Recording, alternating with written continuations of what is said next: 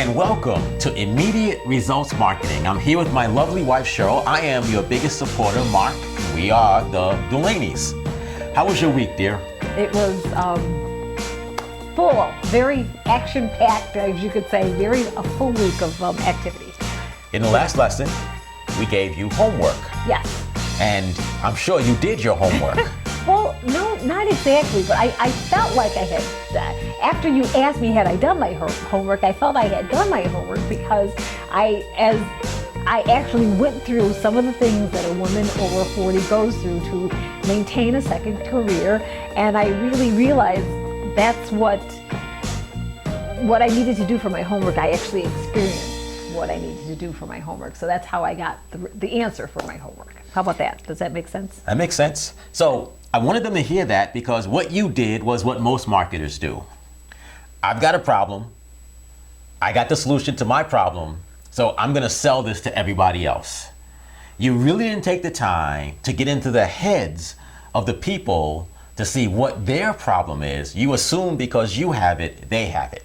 And to me, and to everyone I've ever spoken to who's good at marketing, that's a no-no. Oh, okay. You basically are a salesperson saying, if you don't do what I say, you're going to have this problem. You're not coming to them from the fact of where they are to get their attention and interest and demonstrating you can solve their problem. You're demonstrating you can solve your own problem. Well, and plus the week came pretty quickly. Yes. And I sort of totally forgot. Totally forgot. So there's two reasons why so many people struggle at marketing. We're talking about one of them. The idea that I have a problem, or I love. Have you ever had someone come to you with a product that they love? I mean, they are insane about it. Yes. They tell you all sorts of claims. They say it does this, it does that. You don't really care about it, but they are so excited about it, and they just keep talking and talking and talking. Well, if you're not careful, and if you're not careful, you're going to be that person. You are going to lecture people about why they should take care of their bodies as opposed to marketing to them and demonstrating you can help them where they are. Yes. And that's the difference. So for me, because I've done my homework, my market is specifically people who market. And I can get into the heart of it even more because if you are an employed salesperson, Yes. you're not my client. Because your mind says my company should pay for all my training. Okay. Not me, my company should do it. So all of my clients are 1 to 3 person businesses where the owner is doing the marketing. Second is a network marketer who understands the opportunity and is trying to pursue it. That's the physical description. The emotional description, what's going on in their mind is they're not very good or effective at marketing. They either can't get themselves to take the actions, they take the actions very weakly or poorly, or they're taking the actions and not getting the results. Okay. And so that's the mind, that's what's going on in the mind of the person.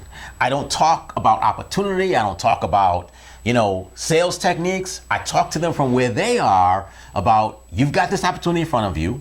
Okay. And you want to make more money, but you're not doing what it takes to be successful. That's how everyone who's going to watch this video got here. Because I didn't talk about me and what I went through. I'm talking to them because I know what they're going through. Okay. And that's what the homework you've got to do. It's homework you've got to do is you've got to put that there, and you've got to be able to figure out how do you get their attention, how do you create interest, and how do you demonstrate you can solve their problems. Because once you do that, they're more likely to want you to solve their problems. So this week I was supposed to talk about message. Okay. But I've realized from the comments I've received and from talking to you that there's 2 big problems all marketers have who struggle. And I'm going to just throw it out. Okay, so what are those? Well, the first one we've been talking about.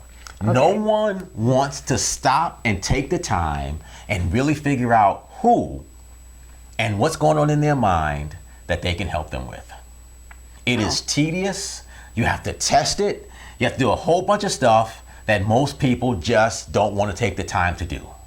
We just want to go out and get everyone to do and what we say, and accept that we're telling them what they need, and if they do this, they're going to be better off. So, and how do we do that? Do we do that based on this formula? I mean, how do we, Well, we sit down, tedious thing that you're talking about?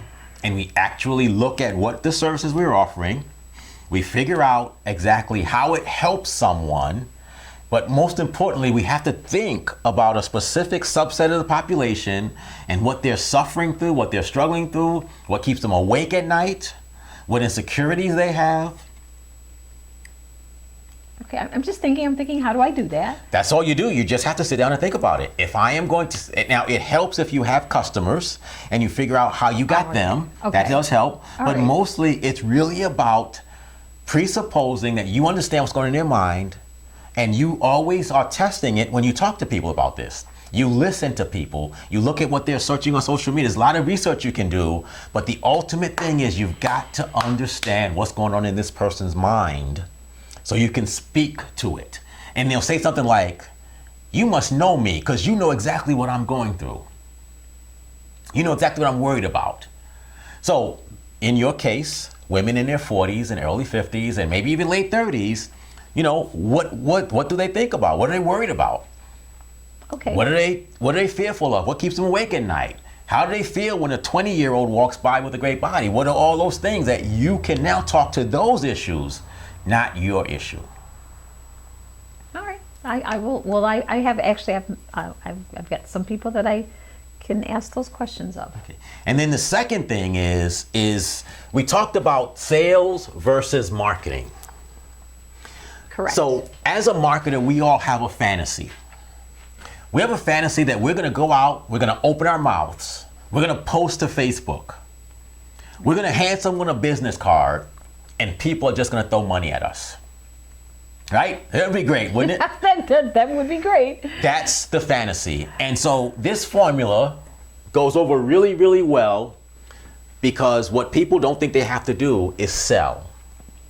And most of us, unless we are 100% internet marketers, we have to wake up in the morning, make ourselves look pretty, have a good breakfast, and get out the house and talk to people, or pick up the phone and talk to people. Exactly. Most people really don't want to do that. We want this formula we want to do exposures. We want a quality person to get their attention and ultimately just say, here's my money, help me. And it just doesn't work that way. So we have to do the sales by getting up, going out and talking to people, doing presentations, being willing to ask the right questions, being willing to demonstrate in person we can solve their problem. And while you can get someone's attention, you can create their interest, you can identify their problem, but getting them to actually accept this offer sometimes requires face-to-face, telephone. Sometimes you still have to do some convincing, which is more of a sales perspective in the closing.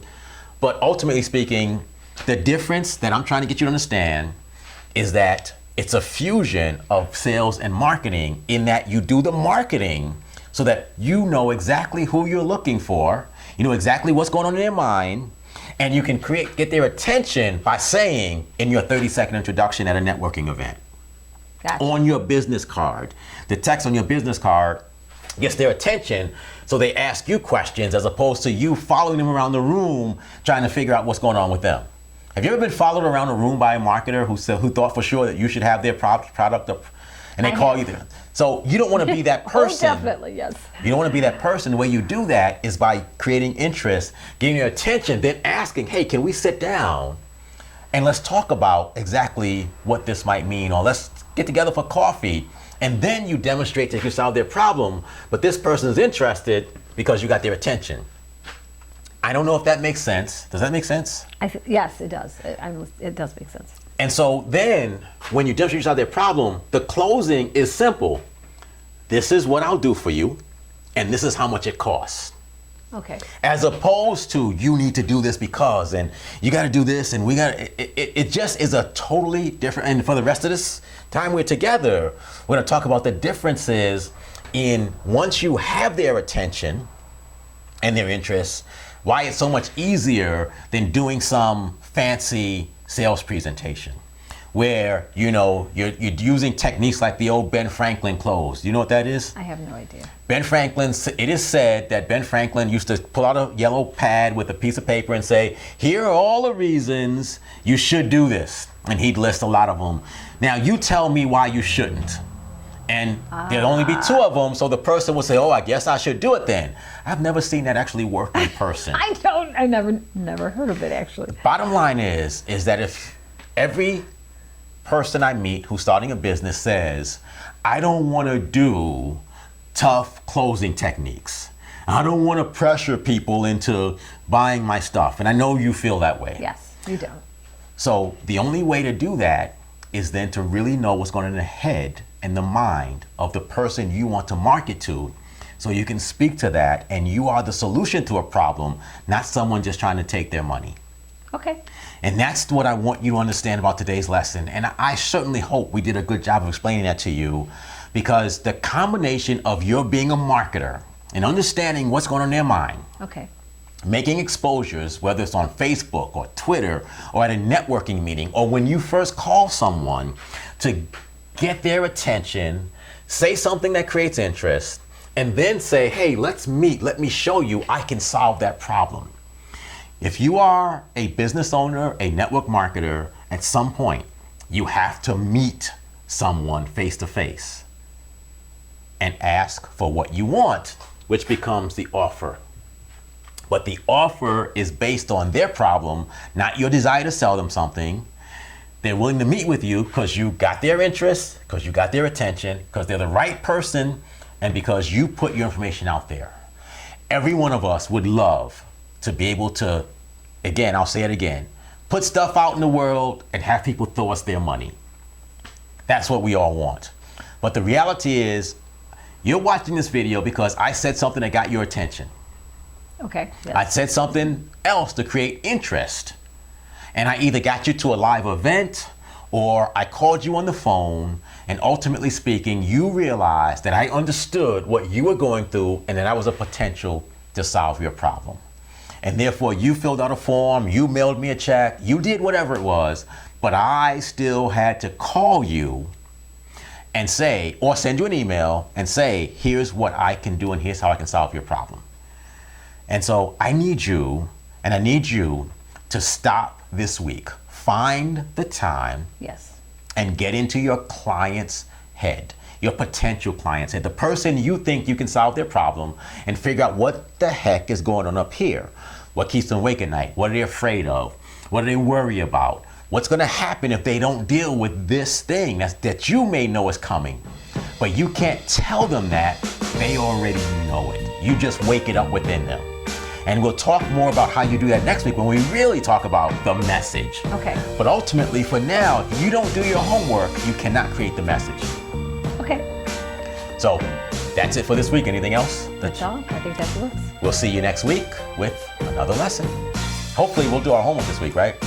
I already know exactly who I need to talk to. Okay. We'll see you next week. Say goodbye, dear.